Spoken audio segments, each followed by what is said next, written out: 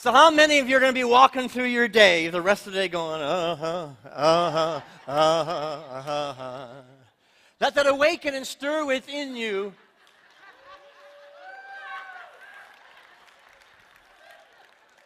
Hey, Lisa, do all you can, okay?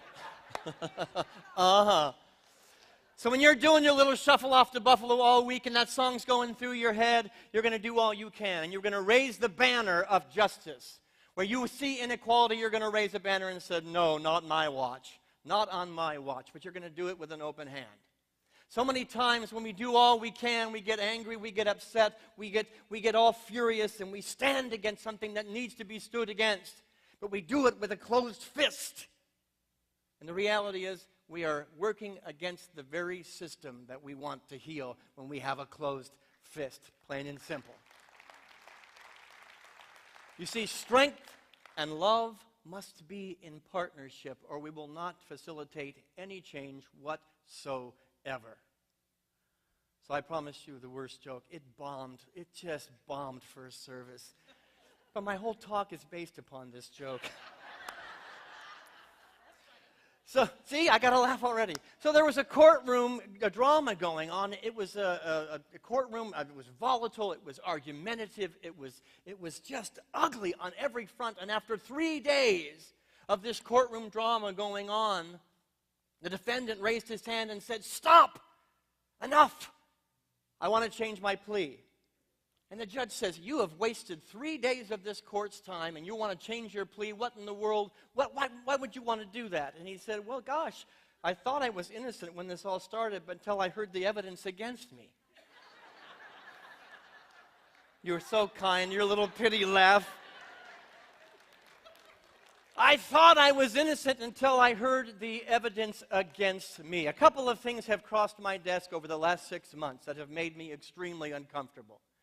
I am a person of social justice, and I raise my voice with a little bit of the control that I have in my position to say, no more. Something needs to change. Something needs to shift. Something needs to happen. But you know what? That's a new exercise for me, and sometimes I'm not the most gifted at doing it, and sometimes it looks like this, when it needs to look more like this. And so these things crossed my desk, and people were pointing out to me that my words, however intended they were for love and for harmony and justice and peace, they were hurting some people. My first reaction was, how in the world could you be hurt from those beautifully written, crafted, kind words for social justice? And then I began to open my ears and listen that my perspective as a white male may not be the only perspective that's necessary to listen to. And I had to put my ears on. Was it uncomfortable? Absolutely. Was it worthy of my intention? Yes. And did it require my ears as much as my mouth, even in my bit of defensiveness? Absolutely. I had to listen to the evidence, and I received an education that is going to put us at the forefront of confronting racism here in Cobb County that I didn't even know existed because I was blind to it. It's happening in our school district. Stay tuned, for there's more to follow.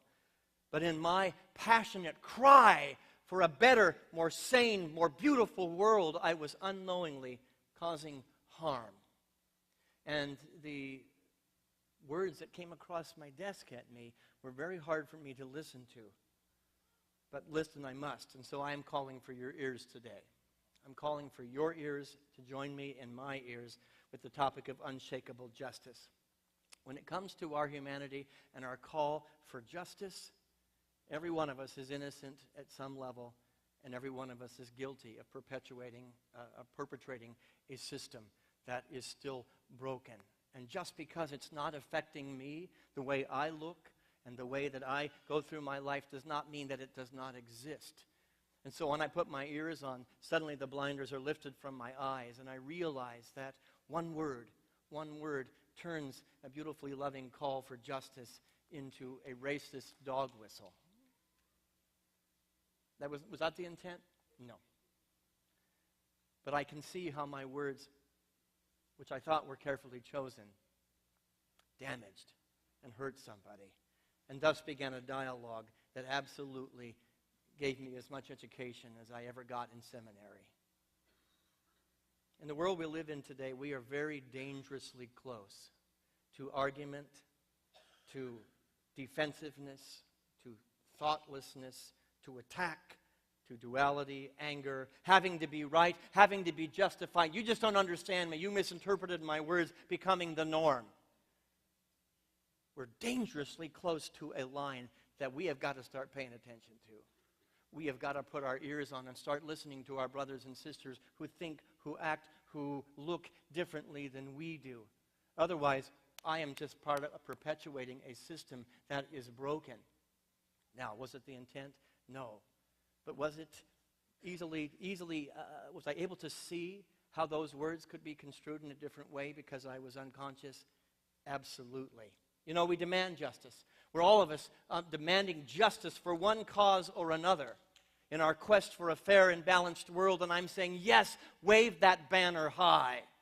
Make the call for justice. But justice becomes war when we get unconscious. Justice can be a dividing line to separate you from me, us from them, very quickly if the words I am choosing go unconscious and if there is not love in partnership with my call for justice. You see, justice and love must be partners, and it's very easy for love to be forgotten when you go unconscious.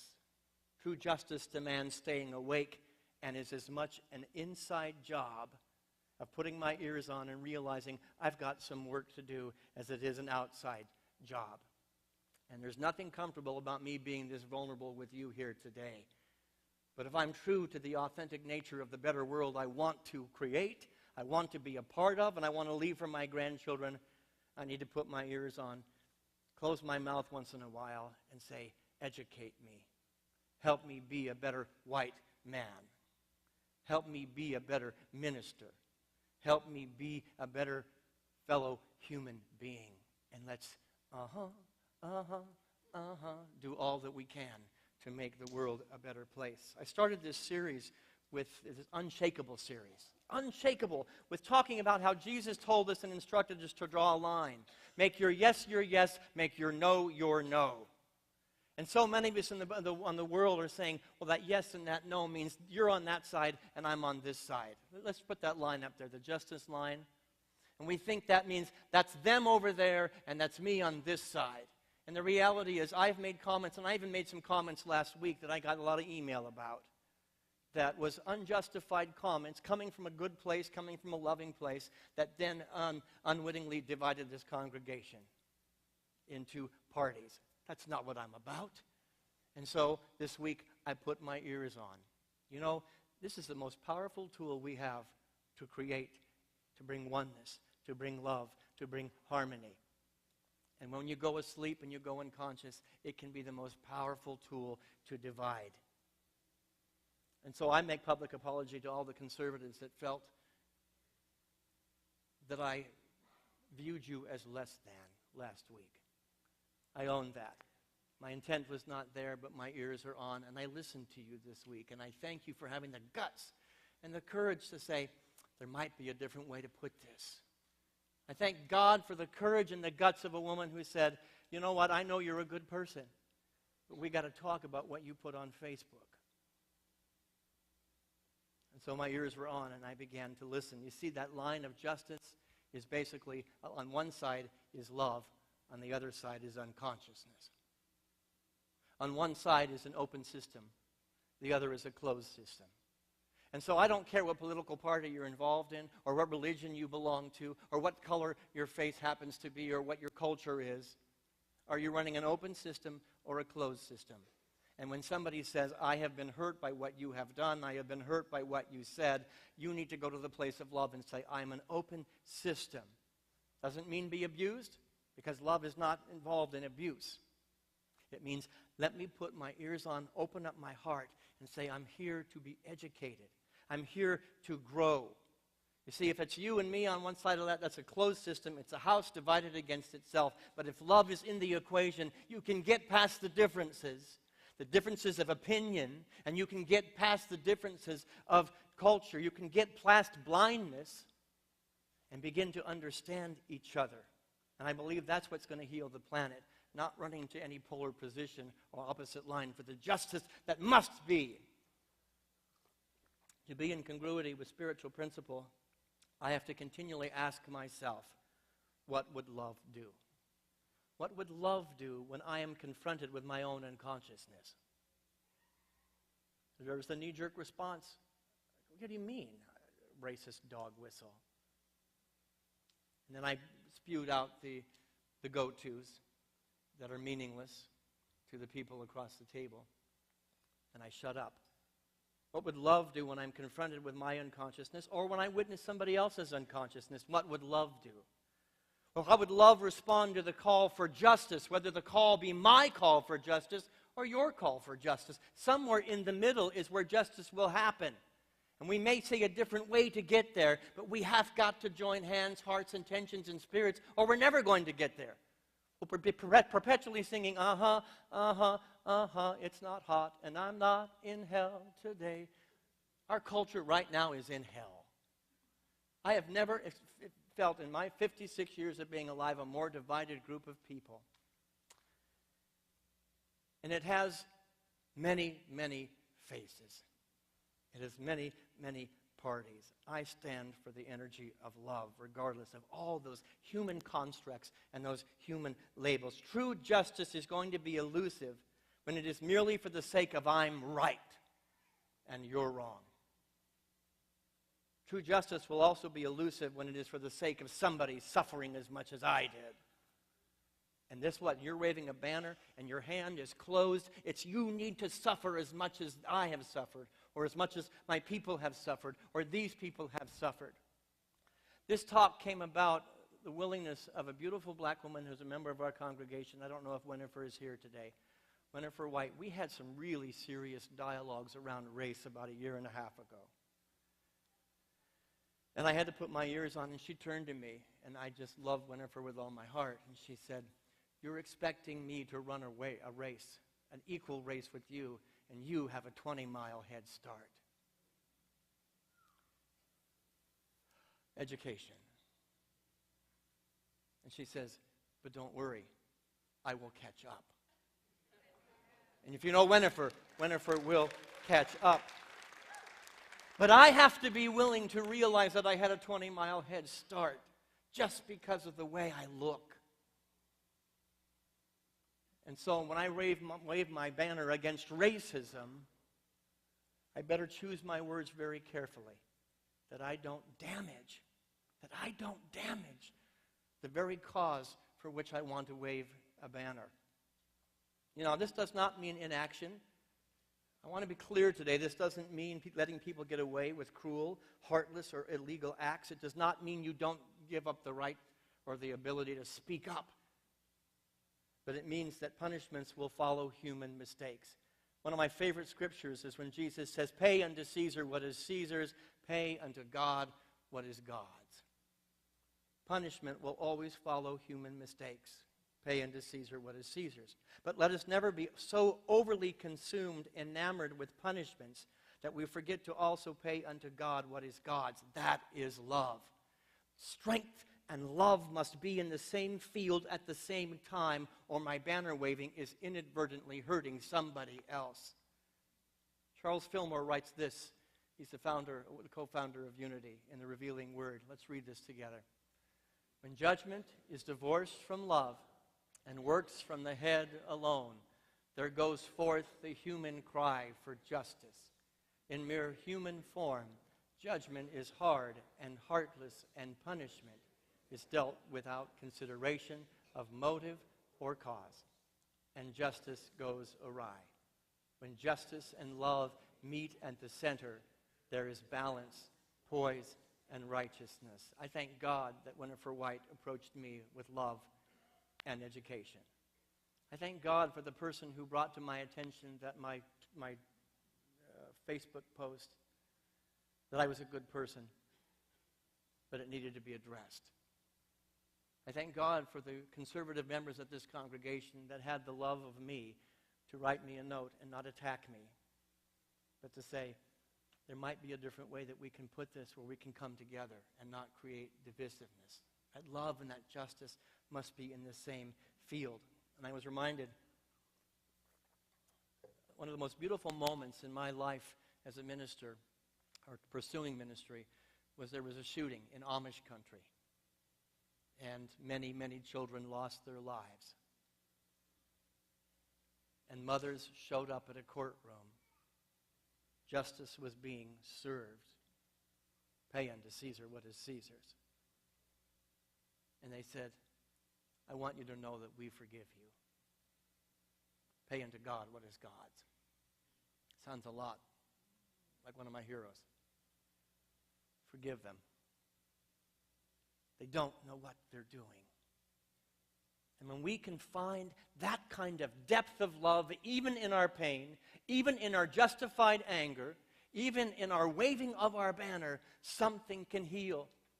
Something can change. But it takes my ears, my self-examination, before I start pointing fingers about where there's a need for a revolution. Let me turn the other fingers towards myself and say, I think I need to do some cleaning of my house. As foster parents, my wife Susie and I, we had changed the whole dialogue and the whole culture of the system with our family by removing the word punishment from the dialogue. We got rid of the word punishment and we replaced it with the word consequence. You see, everything we do in life has a consequence. Everything I say has a consequence. Believe me, I know that. Everything you do has a consequence. And we invited the family into a family meeting where the kids of all ages were involved in coming up with logical and reasonable consequences for when rules would be broken. There was no longer going to be punishment in our house. The kids were part of this decision of paying to Caesar what was due Caesar. Now, we did this in a good time. Now, the kids, I found, were a lot tougher on themselves than we were as parents. It was really interesting. I don't think you should be grounded for 3 weeks. How about we just do 3 days? But this removed any energy of anger, betrayal, or frustration that I might have had or that we might have had as parents when they didn't follow the rules. We had a contractual agreement that was put in place during good times. Oh, it's a consequence. You did X, Y, Z, ABC is going to happen. And it removed the need for you ever been a parent? How many people have been a parent? And you get so irritated at your kids. You get so angry at the kids. It's just a simple rule. Why didn't you follow it? And then we scream and we yell and we put them on timeout for the next 6 years. It removed all of that. You did this. This is going to happen. Let's get on with life. We had a contractual understanding of oneness about consequences, actions, and consequences. And so we were able to sit in the energy of love in the midst of the consequences being doled out. They knew exactly what to expect. The consequences were there, and we could remain in a place of love. Yep, certainly you're on restriction. You're going to lose the phone. You're going to lose the privilege. Pay unto Caesar. But never forget that I love you. I'm not the big bad wolf punishing you. We just have a consequence. Parents have consequences. Let's get on with life. And I think we could learn a lot from that system that worked really, really well. We had a hallmark of a group home in California. Social workers made appointments to come see what we were doing in our system that was working so much better than the other group homes in Santa Cruz County. That's not bragging. That's just saying love has a way of healing what needs to be healed.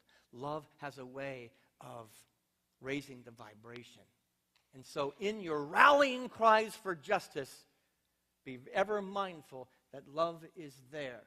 And if you're screaming for punishment, for somebody to suffer as much as I have, find a compassionate heart to be in balance with that and to realize that suffering comes in many, many forms. You know, we are human beings, and we're having a human experience. Do you ever notice that? We're spiritual beings. We're having a spiritual experience. But we are also human beings having a spiritual experience. And we are also spiritual beings having a human experience. We are multidimensional beings. And I think sometimes what's happened in our polar positions and our rallying cries for justice is we're leaving a part of ourselves on the shelf. Yes, be human, be fully human, and notice what needs to be fixed and take an action to fix it. But you are also a spiritual being, meeting other spiritual beings, having a spiritual experience. And if that is not part of the equation, your rallying cry is going to fall on deaf ears. And your rallying cry will not be long-lasting in the change that you are asking for. It is imperative on this human journey and in the discourse of justice that we stay conscious to all parts of our being, the human and the spiritual. That means that my cries for justice are also, they must be accompanied with my cries for forgiveness. I want you to bring that one in. When your fingers are going out here and I am rallying cry for a revolution, for justice, it must be accompanied by my cries, please forgive me for my part in what has happened here. That's not easy, is it? It's so much easier to see what's wrong in other people. True justice demands will and faith. It demands zeal as well as understanding. Charles Fillmore talks about the 12 powers. Those are 4 of them. Will, faith, zeal, understanding, strength, and love. They must be in partnership or we're not affecting any change whatsoever. In order for the Christ to be born as us, through us, around us, in our humanity and in ourselves individually, there has to be a partnership. And what I see is the rallying cries have lost part of who we are. Love must be present in our zeal and our strength. There's a Sanskrit word known as satyagraha. Let's put the slide up there. Not that one. There we go. Say that with me. Satyagraha. This is a term that was implemented by a couple of my heroes, 2 of them that are on that slide, Gandhi, and then followed by Martin Luther King Jr. Loosely translated, satyagraha means the force of truth. It's an understanding that this world is set up by law to bring things into balance. It sounds a lot like unity, doesn't it? We are living in a world of law. Man's laws, pay unto Caesar, and spiritual laws, the laws of karma, the laws of cause and effect. That truth will have its way eventually. If we can be in a partnership of strength and love long enough, truth will out. And let me tell you, that's not just a theory for me. There was several years back that I felt like I had about 20 knives in my back. That my reputation was being ruined and being destroyed. Maybe not by unkind people, but unkind things that were said and thrown into the mix. And I'm still doing cleanup work on the West Coast for my reputation. Truth will out. The hardest road to healing, because it takes a great deal of patience. I want justice, and I want it now. Yet we're running a 20-mile race. And we all have to kind of catch up in our own way. But we will catch up. Implemented, satyagraha looks like nonviolent resistance with the understanding that with loving actions, justice will always prevail. The power of truth will eventually rise to the top and have its way. The effect is much more lasting with satyagraha than it is, get out of my way, I've been wronged, you're an ass. Satyagraha. Pay unto Caesar what is Caesar's. Let me be about the work of love. Someone asked the Dalai Lama, why didn't you fight back against the Chinese? Another face up there who implemented satyagraha. He looked up with a smile and he said, well, war is obsolete, you know. I have hope that someday that statement will be absolutely true in every government. And then after a few moments, the Dalai Lama said, well, of course the mind can rationalize fighting back, but the heart would never understand. And then you would be divided in yourself, and the war would be inside of you. The wars that we see on the human landscape today started within us. There's not going to be peace on the planet until there is peace among our religions. There's not going to be peace on the planet until there is peace among our political parties. There is not going to be peace on the planet until there is peace among our cultures. And there will never be peace on the planet for me until I have peace within myself. So yes, wave your banner and be the living essence and vibration of love, and let that healing begin. As I begin to conclude, let me bring back the concerns that were brought to me over the last few months. Things that I have said have hurt somebody. I thought I was innocent until I heard the evidence against me. Perhaps I need to change my plea today and be a part of the healing instead of unconsciously adding fuel to the war. Justice requires my responsibility. Justice requires your responsibility, but that's your responsibility, not mine. My ears are on, and I invite you to join me in putting your ears on before you wave the banner and you take up the sword. Jesus told Peter, when Peter picked up the sword and said, "This is wrong," and went to go cut off the ear of a soldier, he said, "Put it down. And we will beat our swords into plowshares," it says in the Older Testament. I believe the time has come for us to choose our words wisely, that they are not swords, but they are plowshares that are tending the field of a new possibility, one that reaches across aisles, one that reaches across language, one that says, let's get honest with each other and have a dialogue. Put your ears on. We're going to do that in a time of meditation right now. Take a breath with me. I said, when we started this service, I had no idea where this was going to go, and I still don't know where it's going to go. Half the notes I had on this page didn't even make it to my mouth. Last week, that got me in trouble. I hope this week that you can hear my heart, my intent, and that the words have been chosen a little bit more carefully than they were last year. And to know without reservation when I say that you are the beautiful face of God,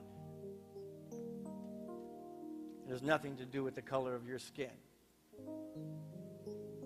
and everything to do with the fact that we belong to each other. It has nothing to do with what political party you happen to be involved in. And everything to do with the truth that we belong to each other. That's the justice that I want.